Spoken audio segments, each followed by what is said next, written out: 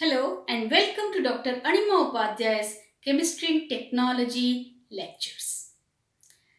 Today's video on water treatment is about the scales and sludge formation. So in this video, we will learn the definition of scales and sludge. Also, we will learn how to remove the scales and sludge and what are the disadvantages of scale and sludge formation. We will also learn about the types of scales in this video. So let us start the video on scales and sludge in detail.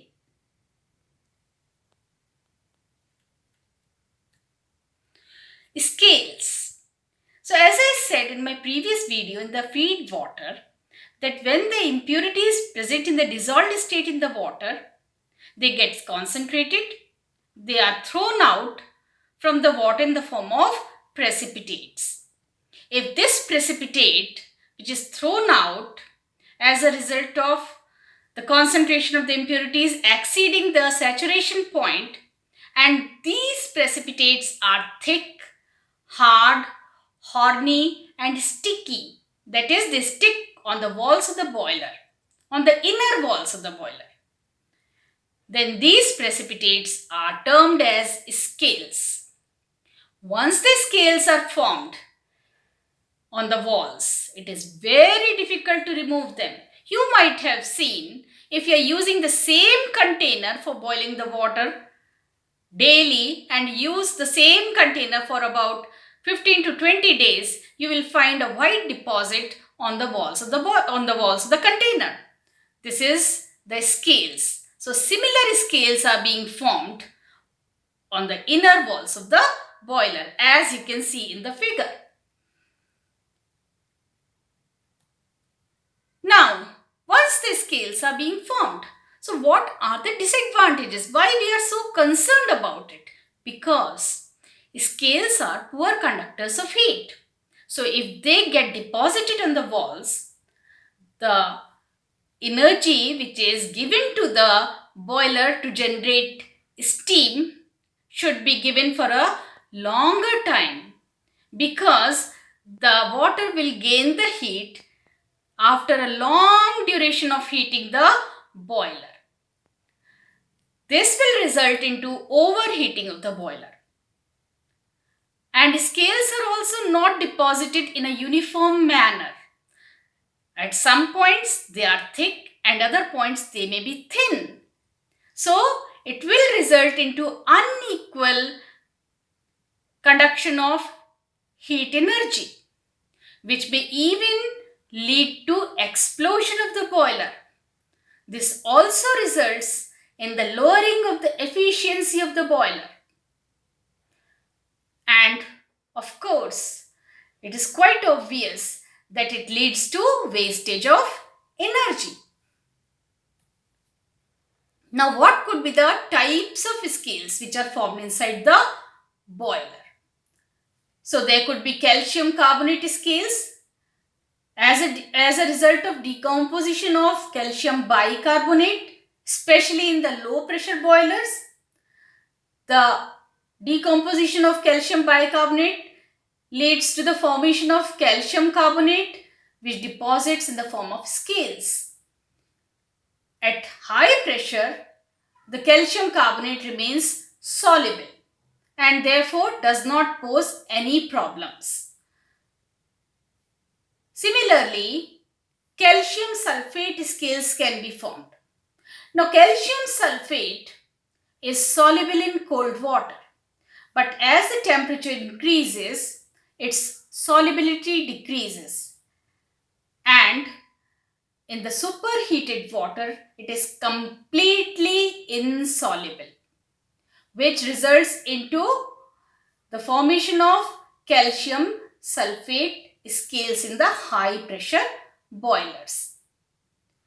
The magnesium scales is another type of scales. The magnesium salts, they undergo hydrolysis as seen in the equation.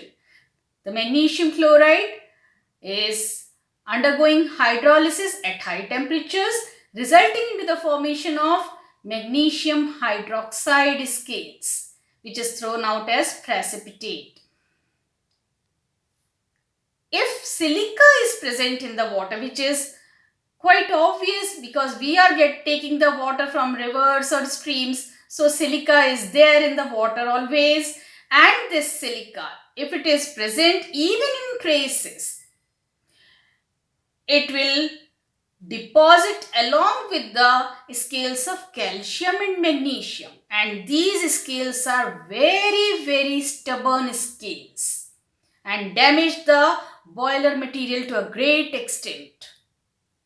So if these scales are formed on the boiler walls, we have to remove them. We don't have any option. So what we have to do?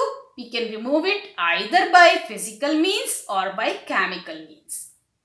Physical means means use a wire brush. That is the same thing which we do in our homes. We take a wire brush and we will use our hand and we will shed off the scales by rubbing the scales with the wire brush. But it is not a good option.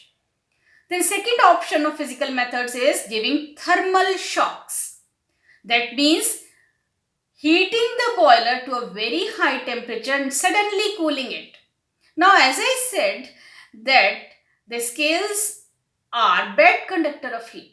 So when we will heat the boiler to a high temperature, the boiler material will expand, but scales will not expand and it will leave the walls. So when this boiler is cooled suddenly, the scales are shed off. But again, this is not a very good option because if we are continuously giving shocks to the material of the boiler, it will become less efficient. Also, it may develop cracks. So another method is the chemical methods.